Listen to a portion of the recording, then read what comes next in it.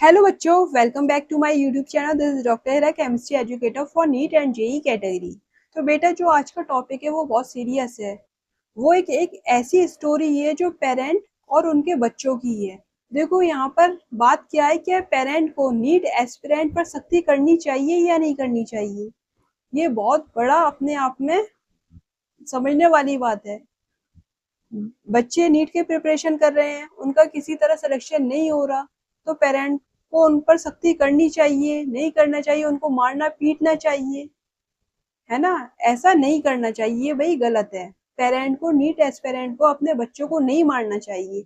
हुआ क्या, आपने रिसेंटली न्यूज देखी होगी, एक न्यूज आर्टिकल में आया कि 17 ईयर्स ओल्ड गर्ल थी, मतलब 17 साल की बच्ची थी, उसके नीट में मॉक टेस्ट में मार्क्स कम आ रहे थे। अक्सर लगातार यही होता रहा कि उसके जो नीट में मॉक टेस्ट चलता है ना आपका, उसमें मार्क्स कम आ रहे थे।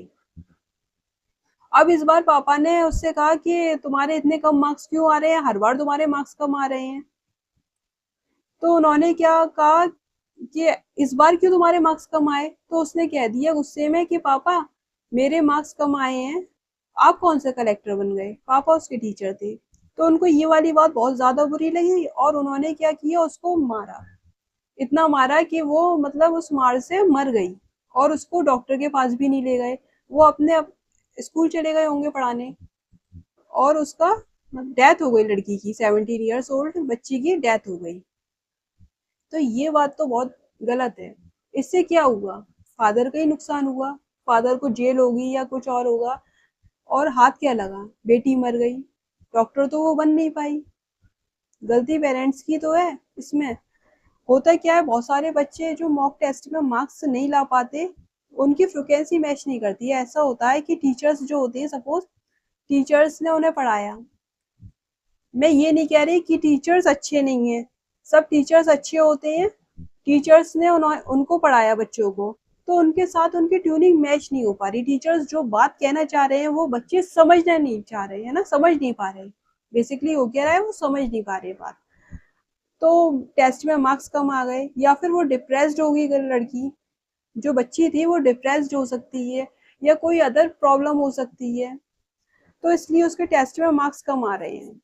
ऐसा थोड़ी है कि उसका सिलेक्शन नहीं होगा, सिलेक्शन तो भाई उसको हो जाता।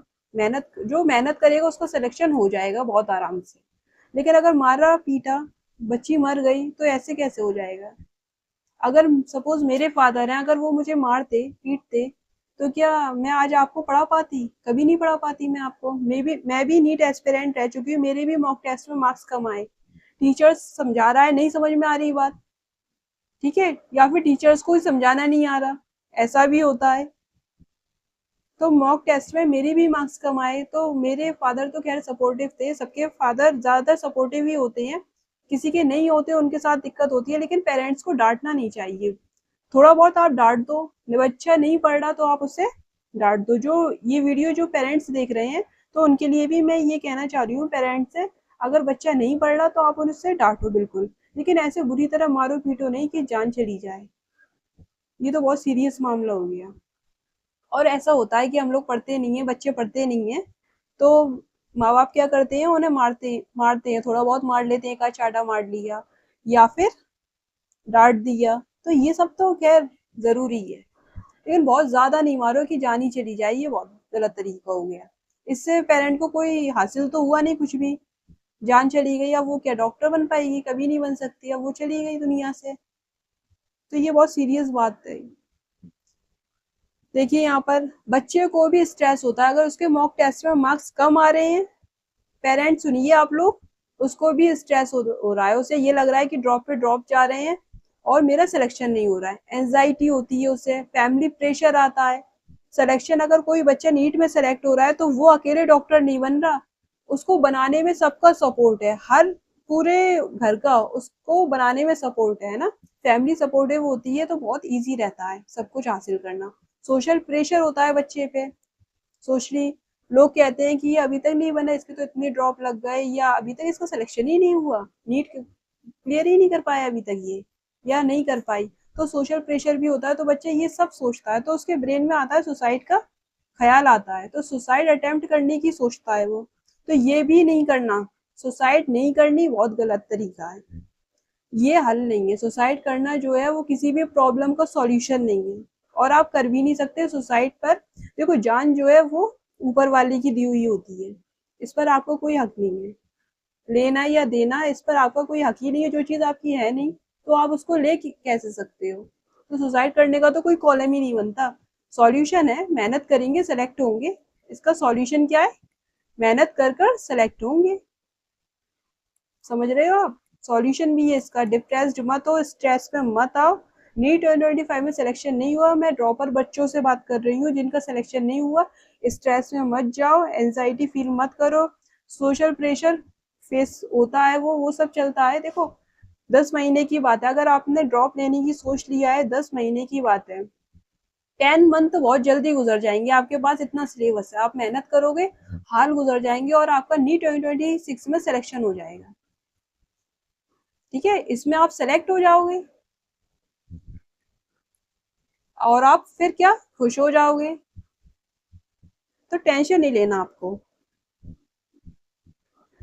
देखो मैं आपकी केमिस्ट्री टीचर हूँ, मैं आपकी कैसे हेल्प कर सकती हूँ इस काम में। ये कोहिनूर सीरीज है, फ्री चल रही है यूट्यूब पर। सारी A to Z classes chemistry की फ्री हैं। आपको क्या करना है, मेरे चैनल पर आना है और लेक्चर लेने हैं। हर टाइप का क्वेश्चन कैसे सॉल्व हो सकता है, क्वेश्चन प्रैक्टिस में आपको बताऊंगी, है ना। सारे क्वेश्चन सॉल्व करके दिखा रही हूँ आपको, आपसे कोई भी क्वेश्चन नहीं छूटेगा। 180 आउट ऑफ 180 मार्क्स लेकर आओगे आप केमिस्ट्री में। कोहिनूर सीरीज जो है वो नीट और जेई वाले बच्चों के लिए, साथ में 11th 12th वाले बच्चों के लिए है, चाहे वो ड्रॉपर हो या फ्रेशर हो, सबके लिए है। बहुत अच्छे से पढ़ा रही हूँ, बेसिक से पढ़ा रही हूँ और लेवल अप करा रही हूँ आपका। जीओसी मैंने कंप्लीट करा दी, जीओसी चल रही है जिसमें एप्लीकेशन ऑफ इंडक्टिव इफेक्ट मैंने कंप्लीट करा दिया। रेजोनेंस चलेगा। ये लेक्चर्स आप देखो और लेक्चर की क्वालिटी देखना, आपको सब कुछ समझ में आएगा। ईच एंड एवरी पॉइंट आपको समझ में आएगा। बहुत छोटी से छोटी बारीक चीज मैंने आपको बताई है। ये मेरा चैनल है डॉक्टर हिरा फिरदौस, आप इसको सब्सक्राइब जरूर करो, शेयर करो अपने फ्रेंड के साथ, छोटे बहन भाइयों के साथ शेयर करो, या आपके नेबर हो आसपास के बच्चे जो नीट की प्रिपरेशन कर रहे हो उनके साथ शेयर करो, कमेंट करो, लाइक करो। और ये टेलीग्राम लिंक है, आप इसको ज्वाइन कर सकते हो। टेलीग्राम को क्यूआर कोड है, स्कैन कर कर भी आप मेरे टेलीग्राम को ज्वाइन कर सकते हो। So thanks for watching.